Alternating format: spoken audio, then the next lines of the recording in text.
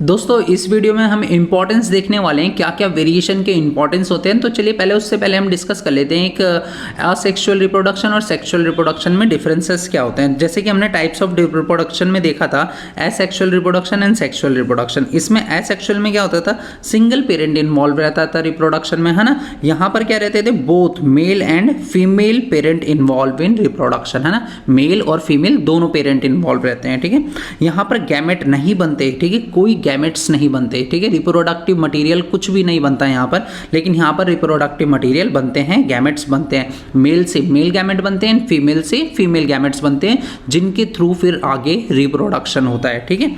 New individual is identical to the parent. देखिए नया जो इंडिविजुअल बनने वाला है, जो नया ऑर्गेनिज्म बनेगा एसेक्सुअल रिप्रोडक्शन से, वो पेरेंट के बिल्कुल आइडेंटिकल होगा, मतलब पेरेंट जैसा होगा, पेरेंट ऑर्गेनिज्म के जैसा होगा। लेकिन अगर हम सेक्सुअल रिप्रोडक्शन की बात करें तो new individual is genetically similar but not identical to the parents, but not identical to the parent. मतलब देखिए जेनेटिकली तो वो सिमिलर रहेगा, लेकिन उसमें बिल्कुल एकदम जो रूपरेखा है, जो मतलब एक अपीयरेंस है, वो बिल्कुल सेम नहीं रहेगा, दिखने में एक जैसा नहीं रहेगा, थोड़े बहुत वहाँ पर वेरिएशंस देखे जाते हैं। तो लेस वेरिएशन इन इंडिविजुअल, यहाँ पर वेरिएशन ना सबसे कम आते हैं। अगर हम एसेक्सुअल रिप्रोडक्शन की बात करते हैं तो वेरिएशन सबसे कम है, लेकिन अगर हम बात करते हैं सेक्सुअल रिप्रोडक्शन की तो यहाँ पर वेरिएशंस ज़्यादा देखे जाते हैं, ठीक है। वेरिएशंस का मतलब होता है चेंजेस आना, ऑर्गेनिज्म का धीरे धीरे नई नई प्रॉपर्टीज जनरेट होना, नए प्रॉपर्टीज बनना, ठीक है, किसी ऑर्गेनिज्म के अंदर। तो उस तरह के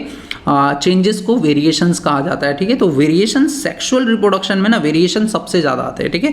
एसेक्सुअल में रिप्रोडक्शन में वेरिएशन नहीं आते, क्योंकि देखिए यहाँ पर क्या रहता है, गैमेट फॉर्म्ड होते हैं ना, मेल से मेल गैमेट आता है, फीमेल से फीमेल गैमेट आता है, तो वहाँ पर चांसेस ज़्यादा रहते हैं वेरिएशंस आने के ऑफस्प्रिंग के अंदर, ठीक है।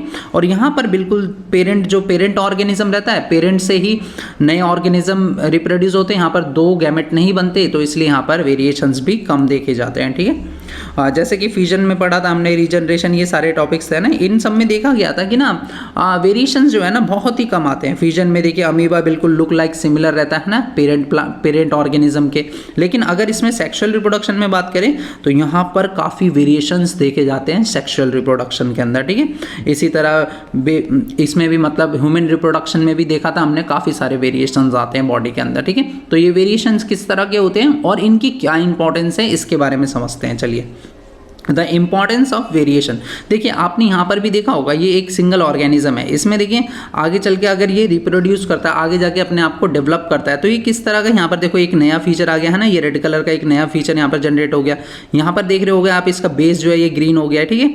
उसके बाद और ये डेवलपमेंट हो रहा है, इसमें आप देखिए क्या डेवलप हो गया, ये वाला जो कलर है यहाँ पर चेंज हो गया है ना। मतलब एक तरह से ये वेरिएशंस को शो कर रहा है कि किस तरह से एक जनरेशन से दूसरी जनरेशन में, 3 जनरेशन यहाँ पर समझ लेते दी हुई है, और उसमें किस तरह से वेरिएशंस आ रहे हैं, या एक ऑर्गेनिज्म किस तरह से अपने वेरिएशंस उसके बॉडी में आते जा रहे हैं, ठीक है, किस तरह से चेंजेस आ रहे हैं बॉडी में, ठीक है। तो हमेशा ना सेक्सुअल रिप्रोडक्शन में ना ये देखा जाता है, वेरिएशंस हमेशा आते हैं, चेंजेस आते हैं, ठीक है। इन चेंजेस से क्या फ़ायदा है, क्या बेनिफिट्स है, ठीक है, उसके बारे में समझेंगे। It ensure the continuity of life on earth, है ना। सीधी सी बात है, वेरिएशन जितने ज़्यादा आएंगे ना, लाइफ जो है ना उतनी ज़्यादा एग्जिस्ट करेगी, मतलब कॉन्टिन्यूटी उतनी बनी रहेगी, लाइफ बनी रहेगी अर्थ पर, ठीक है। कभी भी कोई भी ऑर्गेनिज्म खत्म नहीं होगा जब तक वेरिएशंस आते रहेंगे, ठीक है। Variation helps organism to adapt, मतलब देखिए वेरिएशंस ना ऑर्गेनिज्म को हेल्प करते हैं अडेप्ट करने में, अपने आसपास के एनवायरनमेंट को अडेप्ट करने के लिए वेरिएशंस का आना बहुत ज़रूरी है, ठीक है। And them self and increase the ability to survive organism in a different environment. अलग अलग तरह के एनवायरनमेंट्स में, अलग अलग तरह के क्लाइमेट में, मौसम में जो ऑर्गेनिज्म है उसकी एक कैपेबिलिटी ना बढ़ती जा रही है। ऑर्गेनिज्म अब हर तरह के मौसम में जो है सर्वाइव कर सकता है, जी सकता है आसानी से, ठीक है। तो ये सब किसकी बदौलत होता है, वेरिएशन की बदौलत होता है। जैसे कि आपने देखा होगा, ये देखिए ये पोलर बियर है, ये पेंगुइन है, ये कितने ठंडे क्लाइमेट में रहते हैं ना, पोलर रीजन्स में रहते हैं, जहाँ पर इंसान रह नहीं सकते ना, उस प्लेसेस पे ही रहते हैं, ठीक है। इनके बॉडी पे ऐसे ऐसे डेवलपमेंट हो चुके हैं, ऐसे ऐसे वेरिएशंस आ चुके हैं, चेंजेस आ चुके हैं, ताकि ये उस मौसम में भी आसानी से रह सके, है ना, सर्वाइव कर सके। इनको देखिए नेचर ने ही एक ऐसी इनको ब्लैंकेट पहना दी है, ठीक है, जिससे इनको ठंड वगैरह नहीं लगती है। मतलब इनका जो बॉडी है एक तरह से इंसुलेटर की तरह वर्क करती है, ठीक है, पूरी बॉडी। इसी तरह पेंगुइन बिल्कुल सेम यहाँ पर एग्जाम्पल देख सकते हैं। इसी तरह देखिए यहाँ पर कैमल का अगर हम एग्जाम्पल लेते हैं, कितने हॉट क्लाइमेट में रहता है, ये दिन भर तो हॉट क्लाइमेट में रहता है और रात में फिर यहाँ पर ठंड भी ज़्यादा होती है। तो ये दोनों क्लाइमेट को मतलब एक तरह से उस क्लाइमेट में सर्वाइव कर सकता है। तो एक तरह से इसमें भी काफ़ी सारे फीचर जनरेट हो गए ना। इसकी बॉडी के ऊपर आपने देखा होगा हम्फ आ जाता है ना, हम उसको फैट वगैरह स्टोर कर लेता है जो कि आगे यूज़ कर सकता है, ये काफ़ी दिनों तक उसको यूज़ करता है, ठीक है।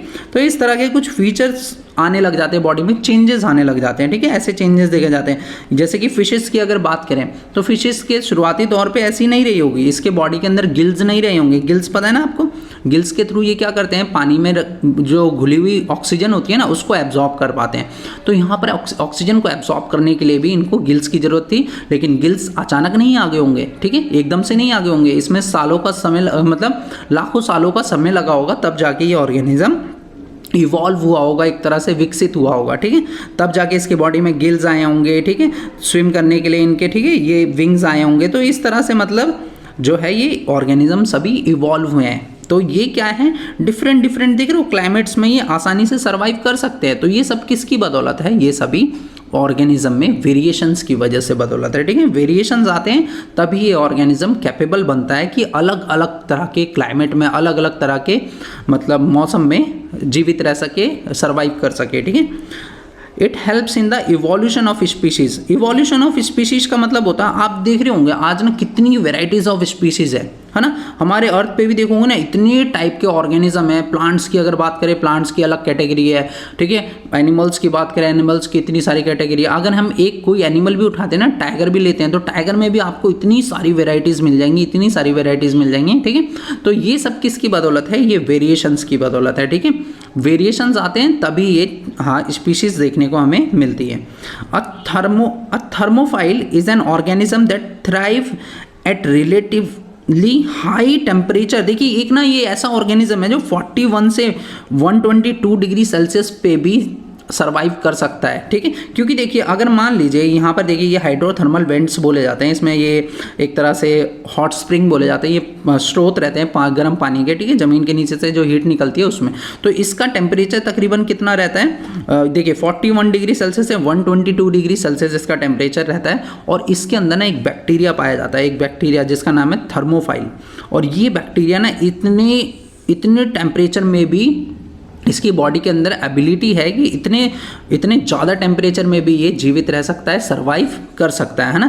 तो एक तरह से इसके अंदर भी एक प्रॉपर्टी डेवलप हो गई वेरिएशंस की वजह से, है ना। तो ये वेरिएशंस आना जरूरी है किसी भी ऑर्गेनिज्म के सर्वाइवल के लिए। अगर ऑर्गेनिज्म में वेरिएशंस आते रहेंगे तो सर्वाइवल जो है अलग अलग क्लाइमेट्स में, डिफरेंट एनवायरमेंट्स में वो ईजी बनता चला जाएगा, है ना। मान लीजिए कि अगर मान लीजिए ये बैक्टीरिया इतने टेम्परेचर को अगर नहीं झेल पाते, अगर इतने टेम्परेचर में वो जीवित नहीं रहते, तो ये एक्सटिंक्ट हो जाते हैं, गायब हो जाते हैं ना, मतलब ये एक्सटिंक्शन के कगार पे आ जाते हैं। लेकिन इनके अंदर एक ऐसी एबिलिटी है जिसमें ये इतने ज़्यादा टेम्परेचर पे भी 41 डिग्री सेल्सियस से 122 डिग्री सेल्सियस के बीच में भी ये जिंदा रह सकते हैं, ठीक है। तो वेरिएशंस की वजह से ये जो है इनके अंदर सर्वाइवल जो है, जो कि इतने ज़्यादा टेम्परेचर में भी ये जिंदा रह सकते हैं, तो ये सभी वेरिएशंस की वजह से होता है। क्योंकि इनके बॉडी में हमेशा जैसे जैसे ये रिप्रोड्यूस होते जाते हैं वैसे वैसे इनके बॉडी में चेंजेस आते रहते हैं। It also helps in increasing the number of species in the ecosystem, ठीक है। अभी हमने डिस्कस किया इसके बारे में कि हमारे इकोसिस्टम में कितनी सारी स्पीसीज हैं, उन सारी स्पीसीज को बनाने के लिए